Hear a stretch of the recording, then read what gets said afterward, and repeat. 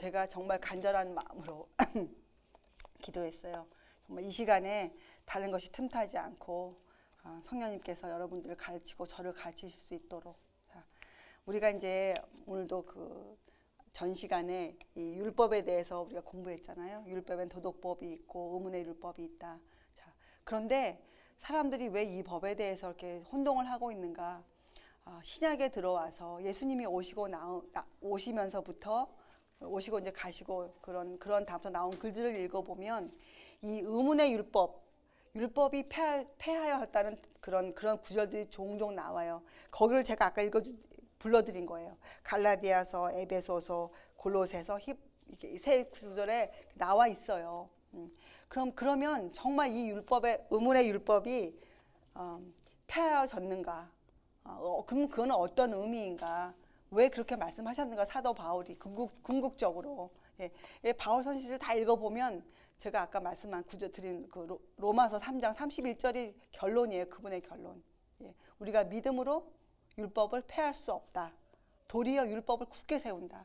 그것이 그분의 결론이거든요. 그래서 의문의 율법이 예수님의 십자가 시대 이후로 더 이상 효력이 없게 된 건 사실이에요. 왜냐하면 왜 그렇습니까? 여기 적혀져 있잖아요. 이 성소 제도를 통해 주신 그 율례와 규례와 법도는 어떻게 되었어요? 성소의 원형이신 예수님이 오심으로 인해서 더 이상 그 가르칠 것이 없게 되었죠. 우리가 예수님이 계시니까. 그래서 우리가 무엇으로 대치를 받았다 배웠습니까? 이 율례와 규례와 법도가 예수님의 가르침으로 이제 그게 나아간 것이 예수님의 가르침으로. 그래서 이렇게 보면 시대를 놓고 보아서도 이 율법, 주의 율법은 사실은 바꾸어진 적이 없어요. 한 조항도 바꾸어진 적이 없어요. 우리가 이런 것들을 어디서 통해서 배웁니까? 이것은 세상의 어느 책을 통해서도 어느 학교를 가서 배울 수 없는 이것은 가르침들이잖아요. 우리가 이것을 성경을 통해서 배워요. 성경을 통해서. 성경이 하나님께서 이런 것들 적어주신 말씀의 계시이잖아요. 성경이 하나님을 보여준. 자, 성경은 사실은요, 여러분 가만 생각해 보세요. 6,000년이라는 세월을 흐르고 들어왔지만 그 안에는 어떠한 인간의 편견이나 교만이 들어가 있지 않아요.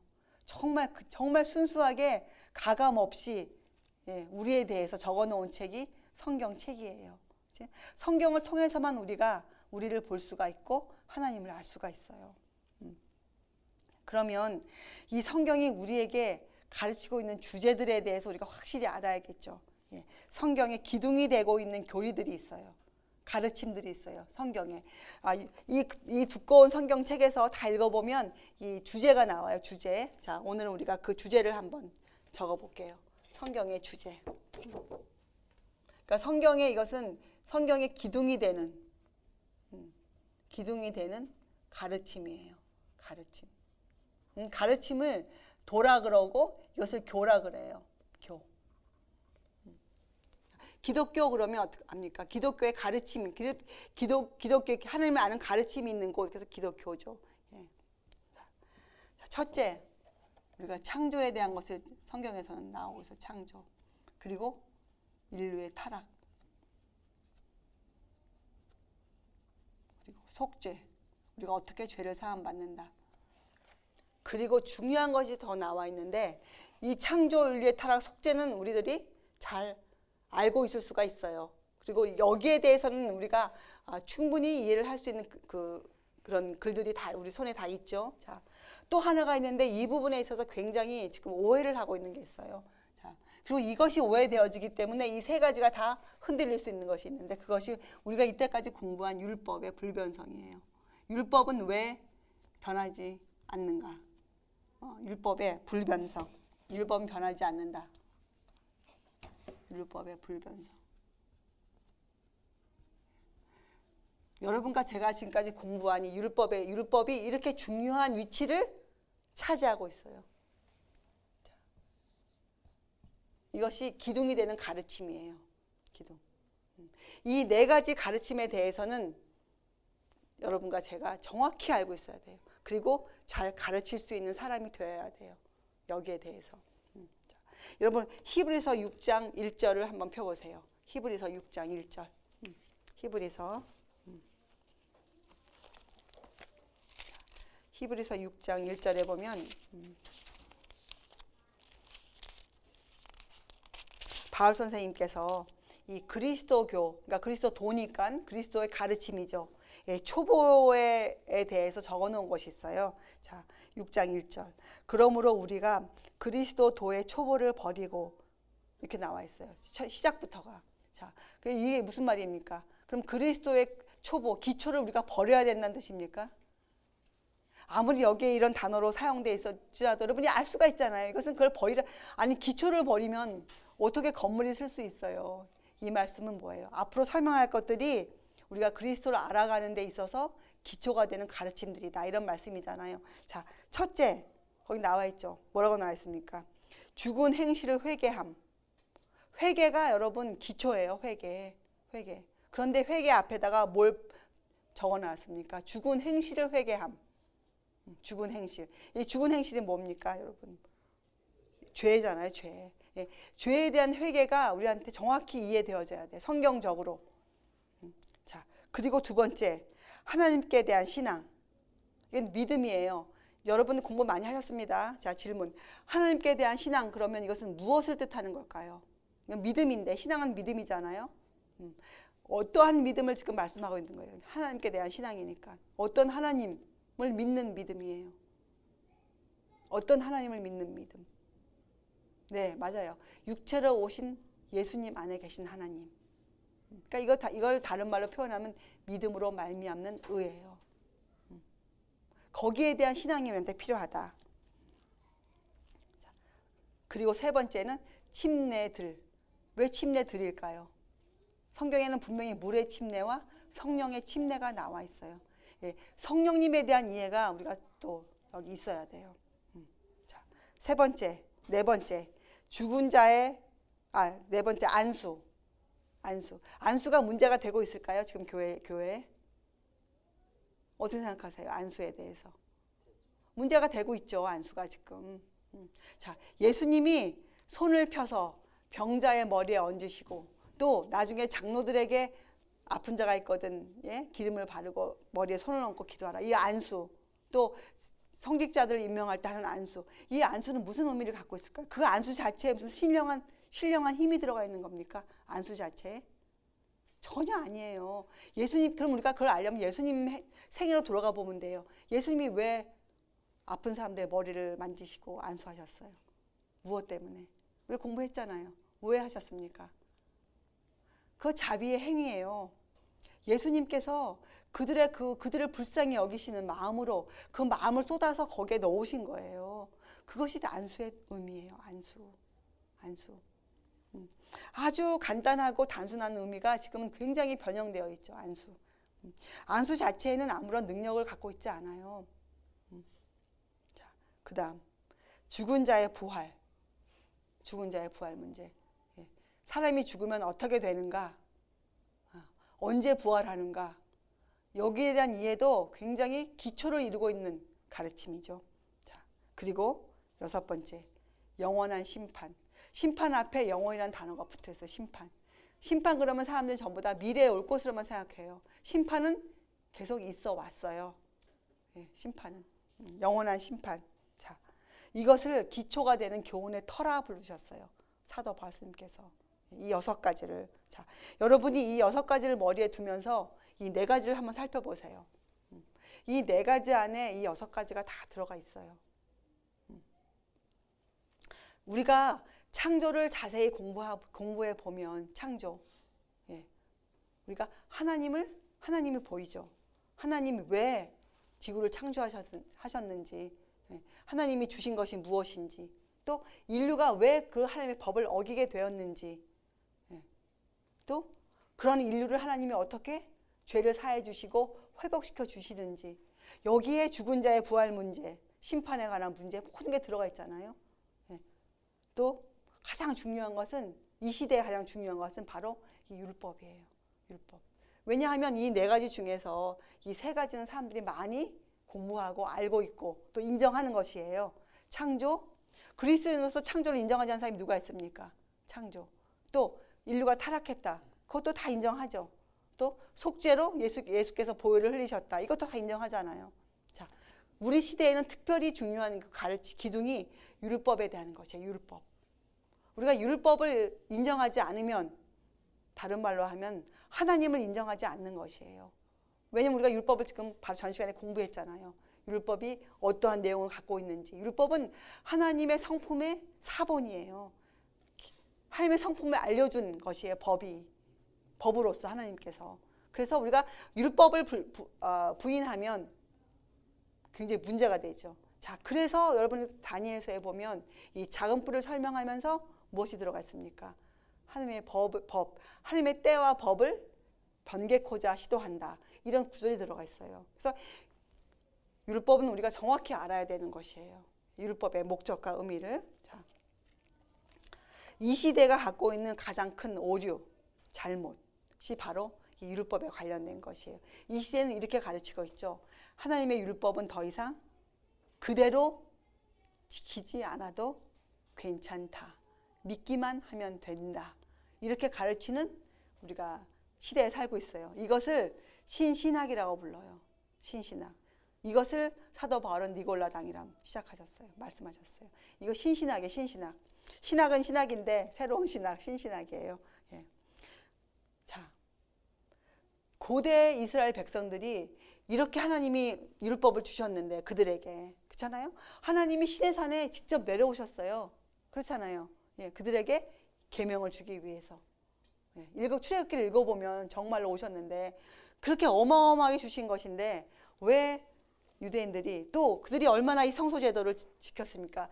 예수님을 십자가에 못 박는 그날도 그들은 저녁 시간에 이 제사를 드리고 있었어요. 성소에서.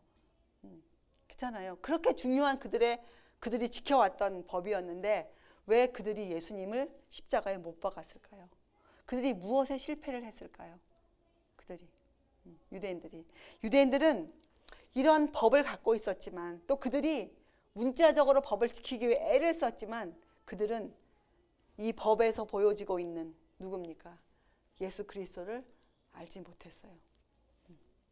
원형 되시는, 법을 제정하신 예수님을 그들은 알지 못했어요. 알아낼 필요조차 느끼지 못했어요. 그것이 그들의 실패의 원인이었거든요. 지금 종교계가 글쎄, 실패했다고 말할 수는 없겠죠. 아직까지는. 하나님은 분명히 마지막 때에 남아있는 살아있는 교회가 있을 것이라 말씀하셨으니까 우리가 실패라고 말은 할 수가 없어요. 그렇지만 지금 이게 종교계가 계속 어두워져 가고 있는 이유는 도대체 무엇일까요? 그것은 바로 이렇게 중요한 하나님의 법에 대해서 이해가 없기 때문에 그래요. 법에 대해서 무지하기 때문에 그렇죠. 무지하기 때문에. 그리고 제가 생각해 보니까 사람들의 이해가 이렇게 되어 있는 것 같아요. 강단에서 설교가 나갈 때 하나님의 법을 설명하면서 성경으로 하나님의 법을 설명해 주어야 되는데 사람들에게.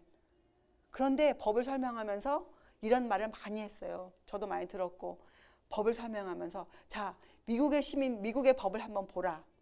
미국 시민이 이 법을 지키기 위해서, 또는 로마의 시민이 법을 지키기 위해서 어떻게 하는가. 이런 예를 많이 들어서 설명을 했기 때문에 사람들의 이해 속에 들으면서 그래, 나는 법을 지금 잘 지키고 있다. 이렇게 생각을 하면 할수록 하나님의 법의 심각성에 대해서 이해가 줄어들어요. 그렇지 않았겠어요? 하나님의 법이 제정된 그대로, 성경에 있는 그 원칙 그대로 우리가 설명하고 정직하게 강단에서 소리가 나왔어야 되는데, 그동안 이 법을 설명하면서 더 쉽게 한다는 그 핑계하에 세상의 것들을 비교하면서 법을 많이 설명했어요. 그래서 사람들의 그 이해가 하나님의 법을 설명해 듣는데 세상 법을 이해하는 그 이해의 수준뿐이 지금 안 가 있어요. 그래서 사실을 따져보면, 정직히 따져보면 하나님의 법을 지키지 못하고 있음에도 불구하고 내가 세상 법을 잘 지키기 때문에 나는 그 법에서 굉장히 잘 지키고 있는 것처럼 우리가 기만을 당하고 있죠. 그것이 지금 이 시대의 문제라고 저는 생각해요. 제 자신에게도 그것이 문제고, 쉬운 말로 하면 여러분과 제가 이해하고 있는 하나님의 법에 대한 이해의 그 기준과 그 가치가 너무 낮아요. 이 하나님이 주신 복음, 율법, 믿음, 이런 것에 대한 그 가치가 성경 그대로 이해가 되어져야 되는데 여러분과 제가 갖고 있는 그 가치의 수준이 너무 그 자격 미달인 것이에요. 여러분 예전에요, 이 속전을 드릴 때 말이에요. 속전이 무엇인지 아시죠? 성소 들어갈 때 드리는 그 돈, 속전. 그 돈을 드릴 때 그 돈의 그 가치를 무엇으로 쟀습니까? 그 돈의 가치를. 그 돈의 가치는 세상에서 그들이 생활 때 쓰고 있던 돈의 가치와 다른 것으로 사용했어요. 예, 금이 아니었어요. 예, 예. 이 속전을 갈 때 되는 저울이 따로 있었어요. 예. 세상이 주고 있는 금의 가치가 아니었어요. 금원의 가치가 아니었고 성소에 저울이 따로 있었어요. 성소 저울이. 꼭 그 저울에 달아서 속전을 주었거든요. 냈거든요, 그들이. 성소에 저울이 있단 말이죠. 성소 저울. 여러분과 제 마음속에는 저울이 있어야 돼요. 저울. 여러분과 제 자신을 면밀히 살펴볼 수 있는 저울이 꼭 있어야 되거든요. 그 저울은 오로지 예수 그리스도세요. 주님이세요. 이제부터 저와 여러분은 누구를 가르치거나 말씀을 전하거나 또 그렇게 우리가 살 때 여러분 우리가 갖고 있는 저울은 예수 그리스도세요. 예수 그리스도. 제 마음에. 그래서 제가 특별히 이런 말씀을 전하는 자로 여기에 서 있을 때 저에겐 굉장한 책임이 있는 것이죠. 제가 말씀 한마디를 전하더라도 제가 무엇을 하더라도 제가 정말 예수님의 모본에 맞추어서 비추어서 제가 해야 하는 그런 책임을 지고 있는 것이에요. 이렇게 볼 때 많은 분들이 정말 큰 잘못을 저질렀죠. 예, 저를 비롯해서 우리가 말씀을 전할 때 그 책임을 지고 있어요. 예, 그래서 여러분도 마찬가지죠.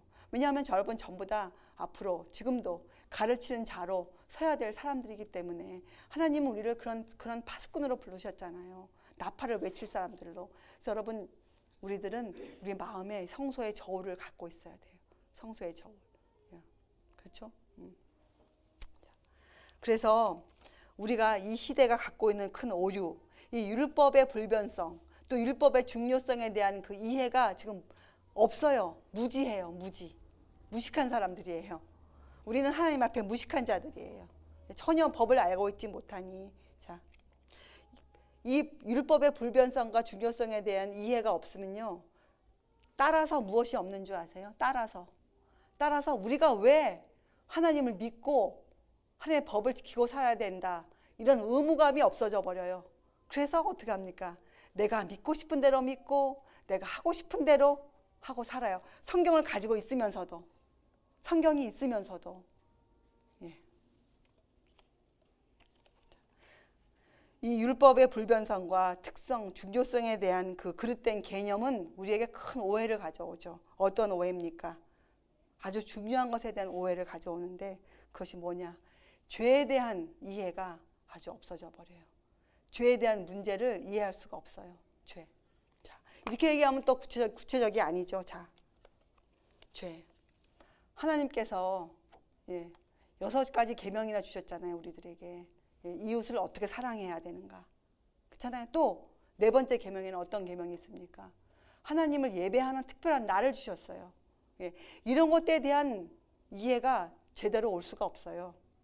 죄 문제 때문에. 자, 볼까요? 죄가 죄인데 죄가 죄인지 다 알죠, 사람들이. 죄.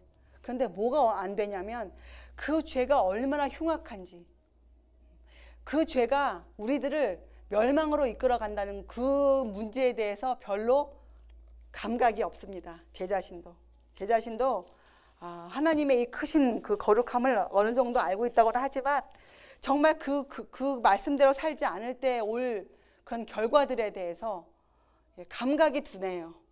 감각이. 어린 아이처럼 뜨거운 난로에 뒤어봐야 알 것 같은 그런 수준에 머물러져 있어요. 우리들이. 아주 죄의 흉악성. 또 내가 하고 있는 자그마한 행동, 내가 하고 있는 자그마한 그 말이 이웃들에게 어떠한 영향을 끼치고 있는지에 대해서 알지 못해요. 그 범위가 어디까지 간다는 것을 우리가 알지 못해요. 예를 들까요? 그것을 모르기 때문에 부모들이 자녀를 함부로 취급하는 거예요. 자녀를. 그래서 결론적으로 이 죄가 주는 결과에 대해서 우리가 알지 못해요. 죄가 주는 결과. 우리가 멸망으로 이끌어 간다는 자체를 우리가 이해하지 못해요. 멸망. 참 슬픈 일이에요, 여러분. 자, 그래서 여러분, 우리가 사랑하는 십자가 우리 전 시간에 공부했잖아요. 예수님께서도 이 율법이 요구하는 것에 순종하여서 돌아가셨어요. 예, 율법의 요구에 순종하셨어요. 예. 그렇다면 십자가는 무엇을 증거하고 있을까요? 십자가는 이제껏 여러분과 제가 이해하고 있는 그 정도 십자가 이해가 아닙니다. 예. 십자가는 율법이 불변하다, 율법은 영원 무궁하다, 이것을 증거하는 것으로 우주를 향해 십자가가 세워져 있는 것이에요. 예. 우리 전 시간에 공부했잖아요. 아담과 하와도 하나님의 율법을, 타락하기 전에 아담과 하와 율법을 마음에 갖고 있었어요. 그렇죠? 천사들도 율법이 있을까요? 분명히 있죠. 천사들도 하나님의 법의 지배를 받고 있으니까. 예. 이렇게 율법이 중요한 것이에요. 여러분과 제가 하나님의 은혜로 하늘나라에 간다면 그곳에도 율법이 있을까요? 있습니다. 예. 왜냐하면 율법의 본질은 바로 거룩함이기 때문에 그래요. 의이기 때문에 그래요. 그것을 진리예요. 그것이 진리가 갖고 있는 큰 울타리예요. 진리. 여러분, 로마서 7장 12절에 사도 바울이 이렇게 외치셨죠. 율법도 거룩하며 계명도 거룩하며 의로우며 선하도다. 같은 말씀이 시편에도 있어요. 시편 119편에 주의 법은 진리로소이다. 주의 모든 계명은 의로우시도다. 이렇게 같은 것을 외치셨어요. 근데 우리에게 이 기둥이 되는 율법을 가르치시는 이 사도 바울 선생님께서 이런 말씀을 하셨어요. 로마서 8장 7절에 육신의 생각은 하나님과 원수가 되나니 이는 하나님의 법에 굴복치 아니할 뿐 아니라 할 수도 없음이니라. 문제는 여러분과 제가 육신으로는 이 율법을 순종을 이루어낼 수 없는 것이죠. 그래서 예수님이 오셨잖아요. 육체를 입으시고. 여러분. 자, 그래서 사도 바울 선생님은 이런 말씀들을 통해서 우리에게 가르치고 싶으신 것이 있으셨어요. 우리에게 이 율법과 복음의 관계, 또 그리고 이것을 이렇게 할 수 있는 믿음의 사람으로 키울 수 있는 그런 것에 대한 가르침을 우리에게 주시고 싶으셨죠, 여러분. 그래서 여러분과 저는 성경을 사랑하지 않습니까? 성경을 사단이 뿌려놓은 이 괴계, 하나님의 법에 대한 그 무지함, 이 암흑을 걷어버려야 될 책임을 갖고 있어요. 사단이 하늘에서 뿌려놓은 것이 바로 그것이었거든요. 천사들에게 하나님의 법은 공평하지가 않다.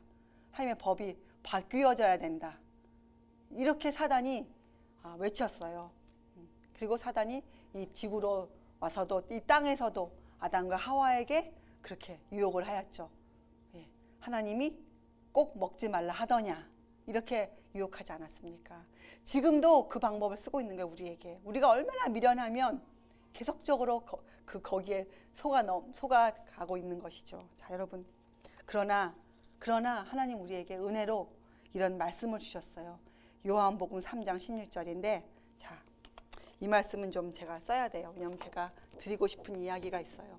자, 요한복음 3장 16절인데 이렇게 시작하죠. 여러분 잘 아시는 거예요. 하나님이 세상을 이처럼 사랑하사. 자, 우리가 잘 아는 거예요. 자, 그러니까 제가 하나님이 사랑하시는 줄 다 우리가 알죠. 자, 그런데 여러분 생각하세요. 사랑은 무엇입니까? 사랑이 도대체 무엇입니까? 사랑이.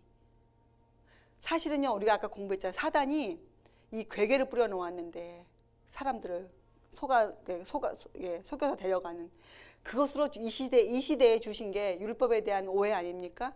대신 준 게 있어요. 사람들에게 율법을 오해하게 해서 사람들 마음에 안전함을 줄 수 있는 것으로 준 게 있는데 그게 바로 사랑이에요. 사랑. 여러분과 제가 사랑을 이해하려면 우리는 어디서 사랑을 이해해야 됩니까? 사랑을 알기 위해서 어디로 돌아가야 돼요? 성경으로 돌아가야 돼요. 성경으로. 특별히 어디로?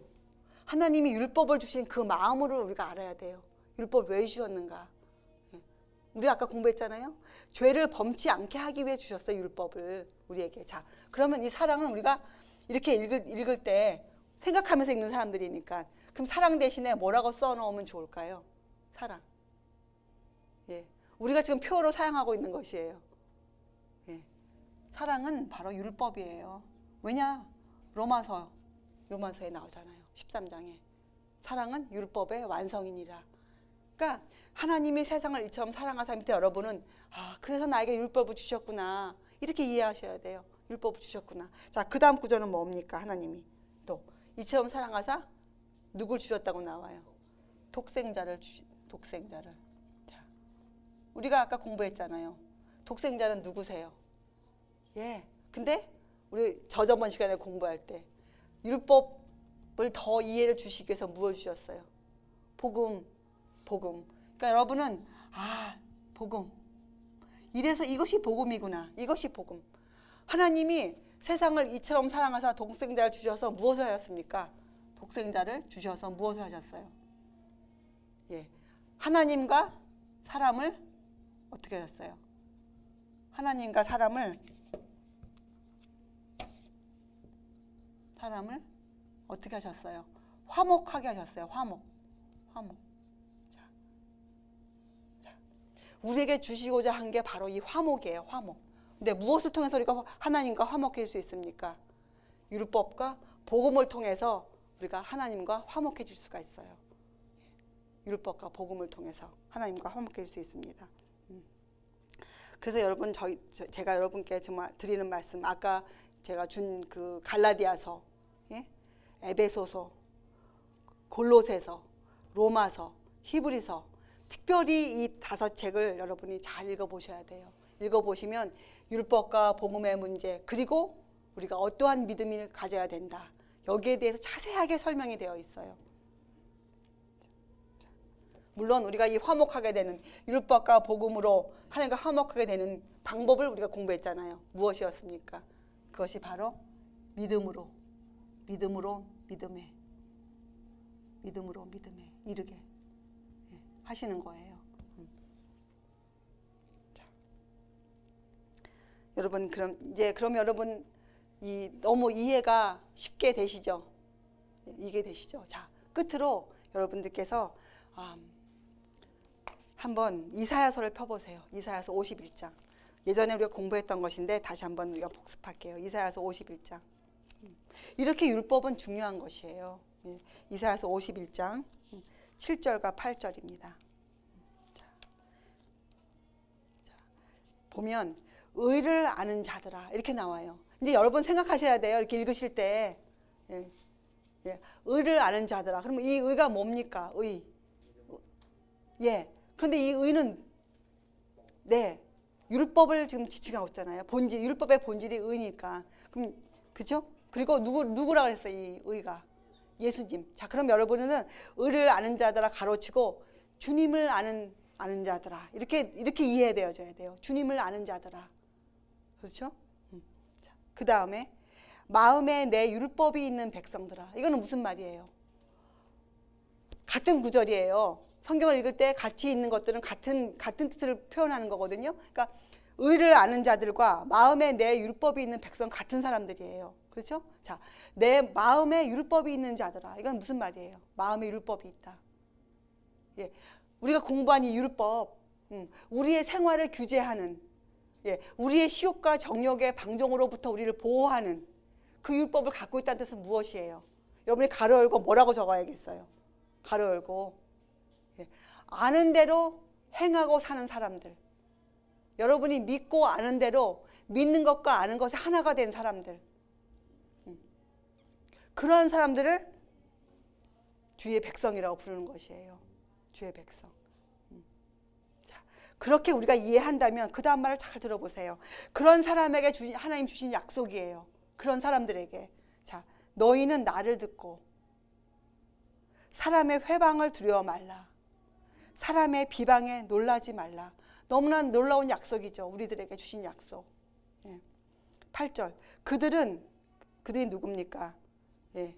이렇게 놀리는 사람들, 사람을 회방하고 비방하는 사람들. 그들은 옷같이 좀에게 먹힐 것이며. 여러분, 좀이 먹은 옷을 보셨습니까? 그렇죠? 예. 실제적으로 생각하세요. 그들은 양털같이 벌레에게 먹힐 것이로되. 예. 멸망이 신속히 이른다. 신약복음에 나오잖아요. 멸망이 신속히 이를 것이다.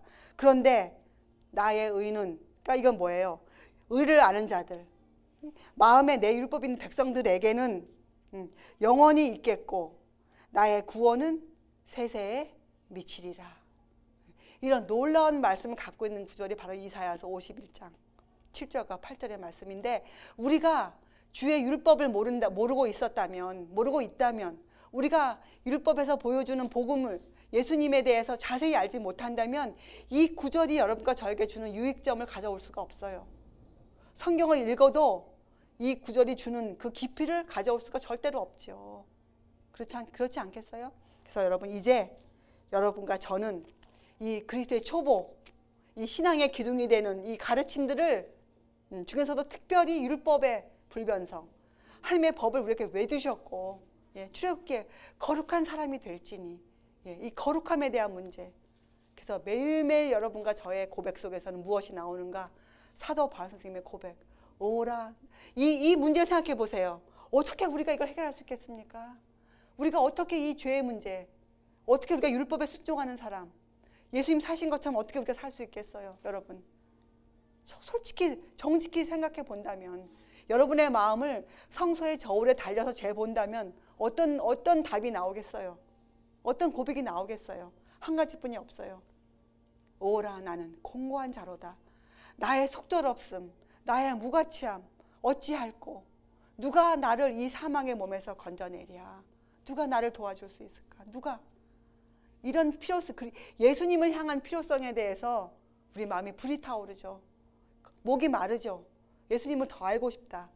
그렇게 살아야 되겠다. 여기에 대해서 우리가 아마 굉장한 열심을 내게 될 것이에요. 저는 이 부분에 우리가 많이 부족하다 생각해요.